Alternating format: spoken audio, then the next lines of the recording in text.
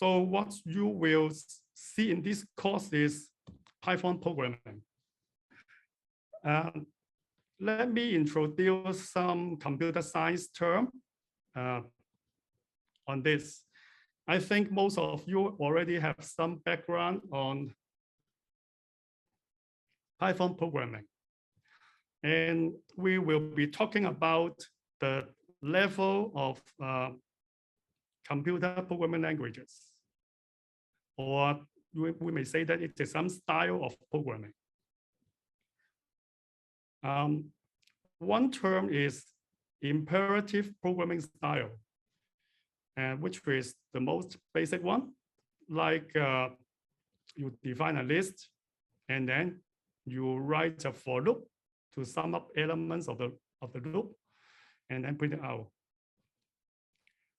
The code you write is to instruct the computer how to achieve what you want to do. And you will see that you will write more number of lines for the code, and it is a little bit tedious to do so. So this is what lie at the lower level one. If on a computer, machine code is actually imperative, and then we don't write machine code. We use some programming language, and then use either compiler or interpreter to turn it into machine code for a machine to run. And the lowest level programming language usually use an imperative style. And then computer languages evolve to be more suitable for use by human. And we have higher level programming languages. One programming language style that is getting popular is called functional programming style. The above is one example. First of all, you may need to import some packages to use higher level programming language features. Here you import functools. And then what you want to do is actually sum up something. And the reduce function can do the job. And then you will use features in the programming language like lambda function to define what you want to do. What you want to do is take two numbers and add it up. But you have to apply such reduction operation on the whole list. So the statement you write is like specifying what you want like this. You don't need to write the for loop anymore. And then you print the results. This is one higher level programming language. And what we will do in this course is on visualizing or plotting atmospheric data. And this is what we call a domain-specific application, which means you are doing something special, not something common programming language do it for you. And for this to happen, you need to use a lot of packages. Somebody in the world has already written the code for plotting and for visualizing data. So you just import that library and then use this application programming interface. But as things evolve, one library will make use of another library for its basic function, and then that will stack up. We call it dependency among packages. And later you will see the dependency chain will be very long, and it needs some more tool to manage the dependency. So we call it a package manager. And later you will see each package itself is evolving, and then you will see something funny like or annoying like warning messages. So that will be your hands-on work later. And on top of it, we will be using high-level packages in a style which I shall call it decorative. you basically specify or declare what you want, and then the packages will do it for you. This is how partially how the Python language become popular, because there are a lot of domain-specific packages available, and people using Python is not just using the programming language, but where we are using the whole ecosystem consisting of many packages, and we are going to do it. The Python packages we are using a group to be an ecosystem or something, an organization called PyVis, using Python for visualizing something. And it actually consists of many, many packages. Some of the packages you will have to know their name is matplotlib, Katopi, HoloViews, OK, Plotly, or something. Some of you may have experience in plotting with tools called NCL and the Python wrapper for it, which is called PyNGL. But unfortunately, the originating authors or organization providing NCL has already announced discontinuity of these tools. So they are already out of maintenance mode, and it will not, the packages will not have new updates for newer version of Python or newer version of operating systems.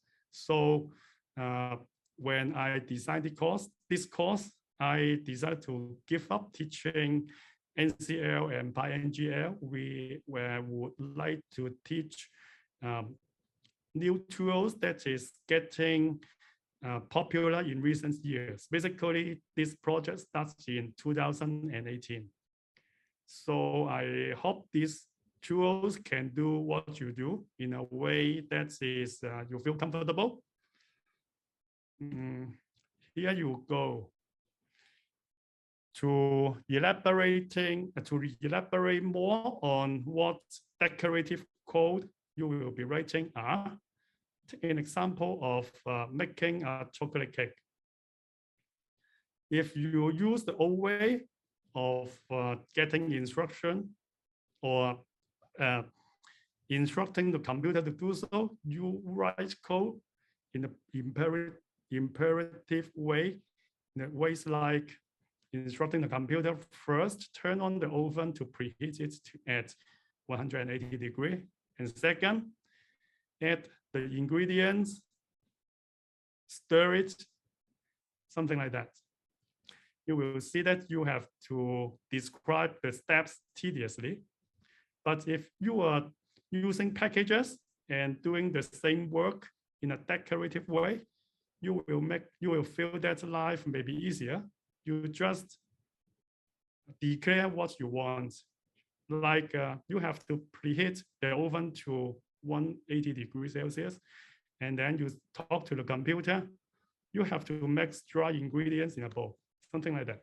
So now you are the chief serve, and then the computer and the packages are serving you, and you just write declarative code, and then the end result will come out. This is what we will be doing in these 10 lessons. So what you will do is typically like this. In the Jupyter Notebook interface, firstly, step one, you have to import the necessary libraries or packages. And second, you have to use its application program interface to write code statements, specify what you do, like you will do just some minutes later. And third, you will write some code to analyze it. And like and maybe some little data engineering first, you need to get the result and transform to the way you want to visualize. And then fourth, usually you use a statement provided by the package like HoloViews HV plots. to plot something, to make a contour plot, you put most of the thing in the arguments in a decorative way. And then the resulting visualization will come out on the Jupyter book. And you check whether this is what you want. And then you change the method. If this is not a method you want, or you change, or you add arguments to specify more specifically what you want, and something like that. But in this process, you will see that sometimes some red warning or error message come out, like memory. If given only 1 gig of memory and memory usage is near the upper limit, it will warn you by reducing memory usage, by terminating other notebook, or restart the kernel, blah, blah, blah. And also sometimes if it looks like not quite responsive, and then you check CPU usage, it is already near 100% or passing 100%, and you have to wait. Then you may consider some way to speed up the computation. So this will be what you will be facing, and then you either as a student or later you go to a job, you will always face these situations. So you have to learn how to handle it. And in these 10 lessons, we will be getting you to be able to handle them. So if you notice one keyword in the last slide, the usage of these packages have large footprint. What does it mean by footprint? Usually in computer science, it means the resources involved in running the job. If the resources involved is large, we say that it is large footprint. Usually it will involve memory or RAM, and then CPU, and then storage. And for intensive jobs, or if the packages that are not quite specific, and depends on many other things, the footprint will be large. So you will face this red warning stuff, and then sometimes you will see this kernel restarting because the limit is exceeded. Then you have to start from the beginning. And sometimes when you run code, some red thing come out. Just stay calm and read the error message and understand it. As I mentioned, there are extensive dependency between packages, and each package is evolving. Very often, the package author decide to change the application programming language, application programming interface. So future things will be incompatible with previous things. Very often, the author use a mechanism called deprecation to show users who use the package that you have to change your code to adapt to the new programming interface. Now it is still working, and it gives you some warning only. Later, it will be in an obsolete state after the deprecation state, and then the old code will not be working. So here it is giving a warning from one component. In this example, the Sharply package. And which package is using Sharply? It is another package, Katopy. So we are reusing Katopy, and Katopy is reusing Sharply. So it is the conversation between Sharply and Katopy.